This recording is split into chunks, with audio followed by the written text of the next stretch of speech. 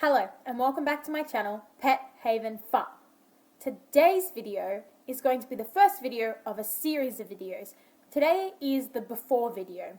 So I'm going to be showing you all the before videos of Tiger, my dog's behaviors that need improving on, and then throughout the series I'll show you me working on those behaviors with him, and then at the end you'll get to see the after video. So I'm going to explain kind of the behavior that's happening in the video, and then I'll show the clip of him doing the behavior, and so on. There are a couple of things that I haven't shot, and that's because they're not things that happen day to day. They're stressful experiences for him, and I don't want to put him through that if I don't have to. So I'll explain a little bit about those things at the end. So the main issue I'm dealing with here is reactivity and overexcitement. And then this just displays itself in a range of different scenarios. So the first example is when people or dogs pass the front of our house, or when there's a dog playing with another dog in a backyard, something like that. He will bark and run up and down, back and forth in the backyard and bark at it. So that's what you're hearing in this video.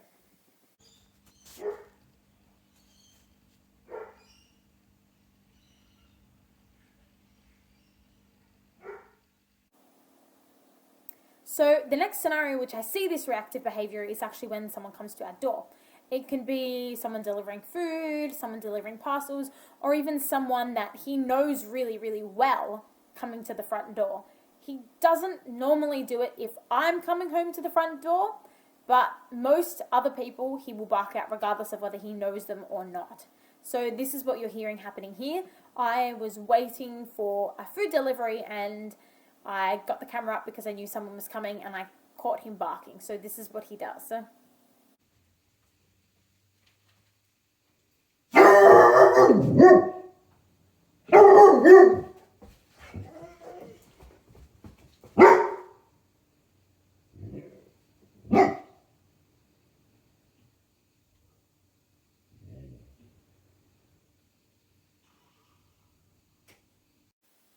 So this next one is a little bit different, and it shows that possibly some of his reactivity stems from a little bit of anxiety, because this behavior is often linked to separation anxiety in dogs.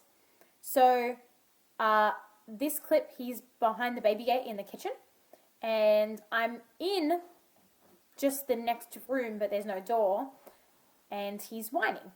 Now, he doesn't whine every time there's no one in the same room as him, but this is an instance where I, caught him doing it, and there are instances where he does it if I have to go into another room to get something, or if I'm doing something else in another room and he's in a different room, particularly if he can't get to us, he'll whine.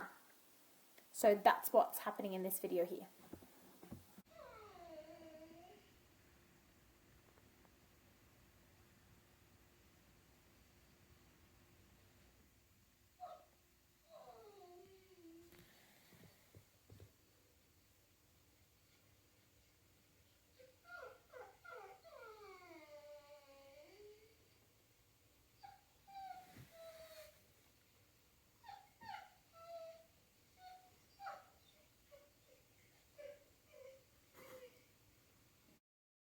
So this next one is the biggest one I want to work on, and it's his reactivity, particularly to other dogs when we go on walks.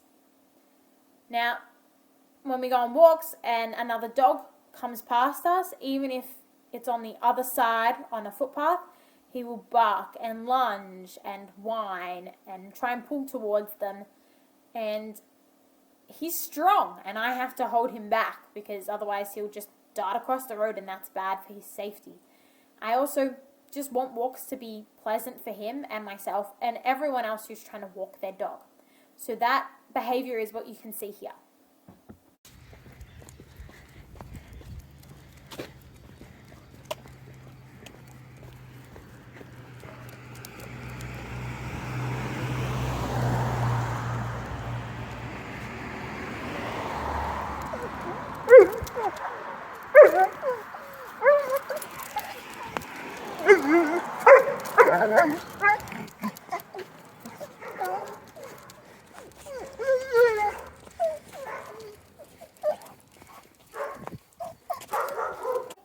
want to talk about some of the behaviors that I didn't catch on video. I deliberately didn't catch them because they're stressful situations for him and they're not something that just happens in everyday life. And I didn't want to put him in that scenario just so that I could get a video of how he reacts. So one is nail trimming. No one can cut his nails. I can't do it. I took him to a groomer and they couldn't do it. I took him to a vet and they couldn't do it. If you hold his paw and you get the nail trimmers out, he will pull his paw out of your hand and yelp before you've even actually cut his nail. He's petrified, and I would like to work on that so that I can, actually cut his nails, because that's something that needs to be done. And obviously I don't fancy the idea of having him put under one day just so that his nails can be cut when it gets urgent. The next one is bath time.